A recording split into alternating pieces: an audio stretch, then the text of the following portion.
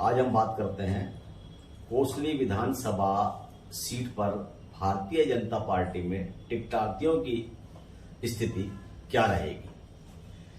आप जानते हैं 1 तारीख को चुनाव है, 1 अक्टूबर के हरियाणा में चुनाव होने हैं। भारतीय जनता पार्टी और कांग्रेस के बीच इस चुनाव में महासंग्राम होने की संभावना है, लेकिन उससे पहले भारतीय जनता पार्टी में टिकटों को लेकर जिस तरह नेताओं में आपसी मारामारी चल रही है, उससे हम कह सकते हैं कि इन नेताओं को कांग्रेस या किसी अन्य दल के उम्मीदवार से मुकाबला करने से पहले अपनों से ही युद्ध करना पड़ेगा, एक लड़ाई लड़नी पड़ेगी। अब बात करते हैं कोसली विधानसभा क्षेत्र में कितने उम्मीदवार हैं और कितने टिकटार्थी है और किस किस प्रभाव से वो टिकट पाना चाहते हैं।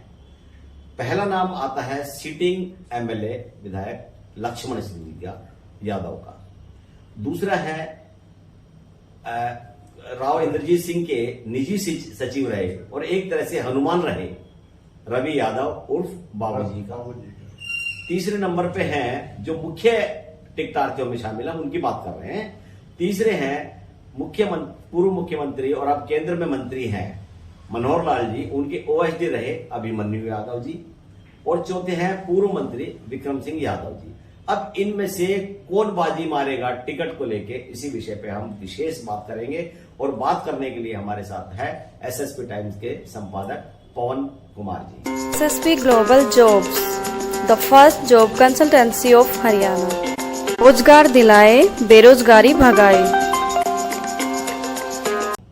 पवन जी बताइए, भारतीय जनता पार्टी में टिकटार्थियों की जो स्थिति आज बनी हुई है, उसमें आपको क्या लगता है कि कोसली विधानसभा क्षेत्र से टिकट किसको मिल सकती है? अभी जैसा देखा जाए तो जो 4 उम्मीदवारों के आपने नाम बताए, रवि बाबूजी और अभिमन्यु जी और राव लक्ष्मण जी और विक्रम ठेकेदार जी, देखा जाए तो चारों लगभग एक तरह से जिनका राजनीतिक स्तर है वो एक तरह से बराबर समझा जा सकता है। कारण कि 2 जने तो उसमें कोसली से वो विधायक रह चुके हैं, मंत्री रह चुके हैं, बल्कि एक तो विक्रम ठेकेदार तो मंत्री भी रह चुके हैं जी। और इसके अलावा जब बात करते हैं खट्टर के जो ये अभिमन्यु जी है तो ये काफी नजदीक रहे, तो कम तो उनको भी नहीं आका जा सकता। अब बात करते हैं रवि बाबूजी की। रवि बाबूजी जो इंद्रजीत जी का जो लोकसभा सांसद हैं गुड़गांव से, उनका सारा कार्यभार संभालते हैं। यानी देखा जाए तो उनका भी कोई कम स्टेटस नहीं है। कह सकते हैं राव इंद्रजीत सिंह के हनुमान हैं वो, पिछले 30 साल से उनका वो एक तरह से हनुमान है। अब बात आती है कि टिकट की दावेदारी को लेकर कि भारतीय जनता पार्टी की टिकट ये कोसली से किसको मिलेगी। नेचुरली भारतीय जनता पार्टी उसी व्यक्ति को टिकट देना चाहेगी जिस पे इंद्रजीत की सहमति हो और भारतीय जनता पार्टी को कोई इतराज ना हो। अब देखना होगा कि भारतीय जनता पार्टी का रुझान है वो किसकी तरफ है। उनमें अभिमन्यु जी का भी हो सकता है, लक्ष्मण जी का भी हो सकता है और विक्रम ठेकेदार का भी लेकिन आप बता रहे हो कि राव इंद्रजीत सिंह की सहमति जिसपे होगी उनको टिकट मिलेगी। हाँ, और भाजपा से भी जुड़ा। हाँ, भाजपा से। लेकिन इस मामले में ये कह सकता हूं, जो मुझे जानकारी है या जो मेरा अपना ज्ञान है, कि अभिमन्यु ओएसडी रहे हैं मुख्यमंत्री जी के, पहले जो पूर्व मुख्यमंत्री मनोहर लाल जी के, और मनोहर लाल जी और राव इंद्रजीत सिंह में हमेशा ठनी रही है। 36 का आंकड़ा उनमें रहा तो है। इंद्रजीत की सहमति होने का उनकी सहमति होने का तो मुझे नहीं लगता कि उनपे उस पर सहमति नहीं होगी, उनके ऊपर हो जाएगी। और दूसरा ये है कि भारतीय जनता पार्टी को भी ये मालूम है कि इंद्रजीत के बिना दक्षिणी हरियाणा में सीट निकालना उनके लिए थोड़ी सी परेशानी रहेगी, क्योंकि 2014 के इलेक्शन में भी इंद्रजीत जी को महत्व दिया और उन्होंने सीटें निकलवाई। 2019 में भी ऐसा ही हुआ और अब भी पार्टी ये मान के चल रही है कि राव इंद्रजीत सिंह हमारे काफी मददगार, इस पार्टी के लिए दक्षिणी हरियाणा में सीटें निकलवा के काफी मददगार साबित हो सकते हैं, उनको नजरअंदाज हम नहीं कर सकते। तो इसलिए अगर ओएसडी अभिमन्यु पे अगर राव इंद्रजीत सिंह नाराज रहे या उनपे एग्री नहीं हुए तो निश्चित रूप से ये मान के चला जा सकता है, और क्षेत्र में भी यही चर्चा है कि इंद्रजीत की अगर चलती है तो अभिमन्यु राव को वो टिकट नहीं लेने देंगे। उसके बाद रह जाते हैं अपने विक्रम यादव, रवि उर्फ बाबूजी और लक्ष्मण सिंह यादव। तो उनको लेके आपका क्या वो है कि इनमें से प्राथमिकता राव इंद्रजीत सिंह किसको देंगे? सबसे पहले लेते हैं अभी ब्रेक के बाद फिर मिलते हैं, फिर बताएंगे कि इसकी बात की जो विश्लेषण है वो किस। SSP Global Jobs, the first job consultancy of Haryana. रोजगार दिलाए, बेरोजगारी भगाए।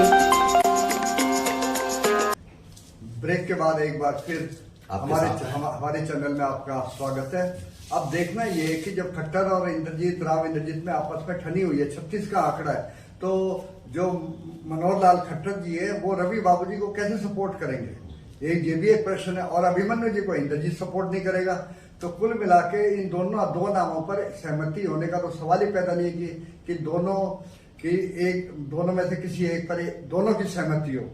तो अब इसके अलावा जब बात करते हैं विक्रम ठेकेदार की, हालांकि वो रामपुरा उससे जुड़े हुए थे और राव इंद्रजीत ने पिछले जो विधानसभा चुनाव थे उसमें उनको 2014 के विधानसभा में टिकट भी दिलाई थी और वो वहां से मंत्री भी बने थे, और 2019 में लक्ष्मण जी बने। तो जहां तक मेरा मानने का जो सवाल है कि रवि बाबू और जो अभिमन्यु जी है, इन पे दोनों जो अलग अलग डायरेक्शन है इंद्रजीत की और मनोहर की, तो सहमति होने की बहुत कम संभावना है। तो राव इंद्रजीत सिंह, तो लक्ष्मण सिंह जो सिटिंग एमएलए है, लक्ष्मण सिंह सिटिंग एमएलए है, वो भी तो दावेदारी भी वो तो उनकी तो पक्की है दावेदारी, क्योंकि वो सिटिंग एमएलए है।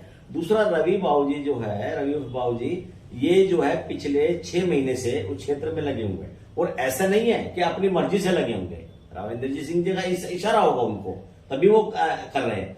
यहां आपने कहा कि ठीक है, ये मानना जा सकता है कि अगर राव इंद्रजीत सिंह अभिमन्यु पर राजी नहीं हुए तो हो सकता है कि खट्टर जी वो चुनाव समिति में भी है, एक अहम उनका उसमें रोल भी है, उसमें अमित शाह जी वगैरह जो ये मीटिंग कमेटी बनाई उसमें कुछ शामिल है, तो उनका भी हस्तक्षेप उसमें हो सकता है, इसमें कोई शक नहीं है। लेकिन भारतीय जनता पार्टी की ये भी तो मजबूरी सामने आ सकती है कि इंद्रजीत सिंह को अगर नाराज करते हैं तो हमारा नुकसान भी हो सकता है। कारण कि कोसली विधानसभा क्षेत्र राव इंद्रजीत सिंह का गढ़ माना गया है, इनका रामपुरा उसका गढ़ माना गया है, यहाँ से हमेशा लगभग चुनाव। अब एक बात हमें माननी चाहिए कि जो भारतीय जनता पार्टी वो चाहती है कि मान लो कि सपोज लक्ष्मण को टिकट दे दे कोसली विधानसभा से, उधर से रवि बाबूजी है वो भी तय किए बैठे कि मैंने चुनाव लड़ना है, तो ऐसी परिस्थिति में लक्ष्मण के लिए भी परेशानी खड़ी हो जाएगी कि वो राव बाबूजी और या इंद्रजीत का विरोध कैसे करे। और ये पूर्व मुख्यमंत्री मनोहर लाल खट्टर के दिमाग में भी होगी कि लक्ष्मण जी टिकट के दावेदार हैं, अच्छा जन आधार है, उनकी गुडविल भी मान सकते हैं कि वो ठीक है, लेकिन वो राव इंद्रजीत का खुलकर विरोध नहीं कर पाएंगे। तो ये एक ड्रॉबैक हो सकता है राव लक्ष्मण जी के लिए। तो इसका समाधान कैसे नहीं, वही हाल विक्रम जी का। अभी पार्टी ने एक चीज भी ये की है, जो टिकट जो देंगे उसमें जो नाम भेजे गए हैं, लेकिन पार्टी ने ये भी फैसला किया है कि टिकट देते समय ये चीज भी देखेंगे कि उनका एक तो रिपोर्ट कार्ड क्या है विधानसभा क्षेत्र में। दूसरा जो अहम जो चीज हमारे सामने आई है, जो छन की बात आई है, पार्टी ये भी देख रही है कि लोकसभा के चुनाव में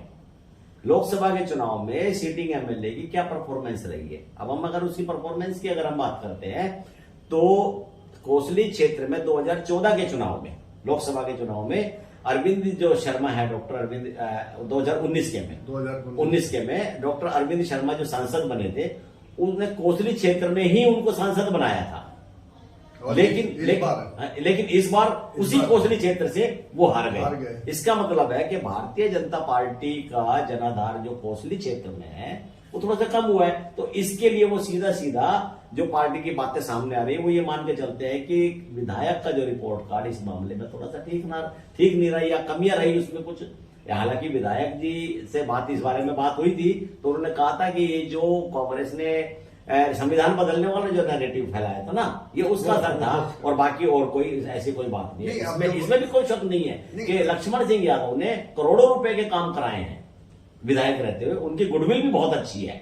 लेकिन फिर भी पार्टी किस अंदाज में लेती है कि इंद्रजीत को भी नाराज नहीं कर सकती। और पिछली बार मैं जहां तक समझता हूं, मुझे जितनी जानकारी है, इंद्रजीत सिंह ने ही लक्ष्मण को टिकट दिलवाई थी थोड़ा सा उनकी मदद की थी। लेकिन अब रिपोर्ट कार्ड की आप बात करो तो इससे पहले रिपोर्ट कार्ड है किसका? रवि बाबू जी का कोई रिपोर्ट कार्ड नहीं है, तो नया है। और अभिमन्यु जी का कोई रिपोर्ट कार्ड नहीं है। विक्रम का रिपोर्ट कार्ड है, वो सारा माइनस में है। वो माइनस में चला गया। बाद में जब इनमें डिस्प्यूट हुआ, राव इंद्रजीत की बात से डिस्प्यूट हुआ, वो भारतीय जनता पार्टी की तरफ उनका रुझान हो गया, तो ये भी एक गैप है। उस हिसाब से लक्ष्मण की स्थिति फिर भी सही है। उन्होंने राव इंद्रजीत को भी मतलब अपने पक्ष में कर रखा है। उधर सीएम हैं जो नायब सिंह सैनी जी और भारतीय जनता पार्टी, उनको भी अपने पक्ष में कर रखा है। बिल्कुल बिल्कुल। यदि रवि बाबूजी की तरफ उनका रुझान नहीं होता तो नेचुरली इस बार भी लक्ष्मण जी को टिकट दिलवाने में अहम योगदान करेंगे। अब रवि बाबूजी को कैसे समझाते हैं कि भाई चुनाव तुमने नहीं लड़ना है, या लड़ते हैं तो उस परिस्थिति में वो क्या करेंगे? अब जो दुविधा की स्थिति जो पैदा हो गई, मेरे हिसाब से जिस प्रकार की बातें सामने रही, वो राव इंद्रजीत सिंह के लिए हो गई। उनके लिए मतलब राव इंद्रजीत सिंह अपने हनुमान को महत्व दे या लक्ष्मण को? देखो यही है ना। अब हनुमान और लक्ष्मण की बात आ गई, वो अगर वो राम है तो लक्ष्मण और हनुमान की बात आ गई, तो उन्हें सोचने के लिए बहुत कुछ करना पड़ेगा, क्योंकि हनुमान उनका सेवक है और जो लक्ष्मण है वो उनका भाई है। अब वो भाई को ज्यादा अहमियत देते हैं या अपने सेवक को ज्यादा अहमियत देते हैं, ये उनको देखना पड़ेगा। अगर हम रामायण की बात करते हैं तो लक्ष्मण जब उनसे महाकाल मिलने आया था तो ऋषि के भेष में, तो उन्होंने ये कहा था कि राम जी से कि भाई मेरी बात, हम दोनों के बीच की बात हो, तीसरा आदमी ना सुने। तो लक्ष्मण जी की ड्यूटी लगा दी गई थी कि भाई ये आए हैं और तो कोई भी चाहे जितना मर्जी अर्जेंट काम हो, आपने किसी को अंदर नहीं भेजना है। तो अब जब राम और उसमें काल में बात हो रही थी तो उस वक्त कोई ऋषि जी आए, ऋषि जी ने जबरदस्ती करी और वो उनको जाने दिया, तो उस वक्त मृत्युदंड दिया था लक्ष्मण को मृत्युदंड दिया था राम ने, कि भाई ये शर्त रखी थी काल ने कि भाई कोई भी मृत्युदंड दिया जाएगा। तो मुझे लगता है कि इस तरीके से वो रवि बाबूजी को नाराज ना करते हुए लक्ष्मण की बलि देने के लिए तैयार होना पड़ेगा। इसका मतलब आप ये मान के चलते हैं कि कैंडिडेट कोसली विधानसभा क्षेत्र से इंद्रजीत सिंह की चलती है, तो रवि उर्फ बाबूजी उम्मीदवार होंगे। चलो, अगर भारतीय जनता पार्टी इनमें सहमति है, वरना वो इंडिपेंडेंट उम्मीदवार होंगे। चलो, तो ये आपने बातें सुनी कि राव इंद्रजीत सिंह के ऊपर सारी बातें आ गई है। अब राव इंद्रजीत सिंह को देखना है कि भाई किन को जो वो टिकट दिलाते हैं, हनुमान को के पक्ष में जाते हैं या लक्ष्मण के पक्ष में जाते हैं। अब ये चीजें राव इंद्रजीत सिंह को देखनी। खैर अभी समय है टिकट वितरण में, अभी देखते हैं ऊंट किस करवट बैठता है। तब तक के लिए हम भी चुप हैं और आप भी चुप रहिए। धन्यवाद।